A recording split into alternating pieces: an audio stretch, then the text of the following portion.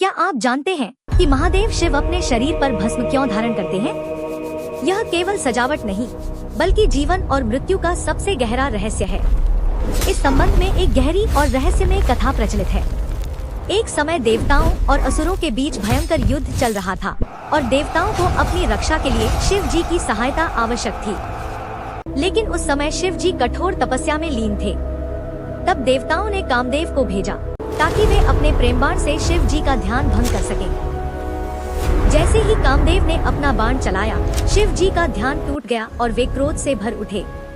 उन्होंने अपना तीसरा नेत्र खोला, जिसकी अग्नि इतनी प्रचंड थी कि कामदेव तुरंत भस्म हो गए। उस क्षण वातावरण में केवल राख शेष रह गई, वासना और इच्छा का पूर्ण अंत। शिव जी ने उसी भस्म को अपने शरीर पर लगा लिया।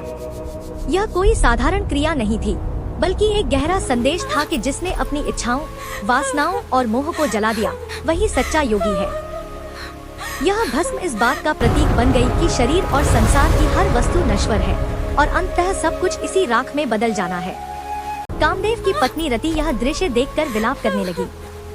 उनके दुहक और प्रार्थना से शिव जी का हृदय पिघल गया और उन्होंने कामदेव को अनंत रूप में पुनर्जीवित किया, एक ऐसा रूप जो दिखाई नहीं देता लेकिन हर हृदय में मौजूद रहता है। इस प्रकार कामदेव का अस्तित्व तो बना रहा, पर उसका अहंकार और स्थूल रूप समाप्त हो गया। यही कारण है कि शिव जी भस्म धारण करते हैं। यह हमें याद दिलाने के लिए कि इच्छाओं पर नियंत्रण ही सबसे बड़ी शक्ति है। अहंकार का अंत ही सच्ची मुक्ति है और जीवन का अंतिम सत्य यही है कि सब कुछ एक दिन भस्म हो जाएगा। कमेंट में लिखें जय महादेव और ऐसी ही रोचक जानकारियों के लिए वीडियो को लाइक और चैनल को सब्सक्राइब करना न भूलें।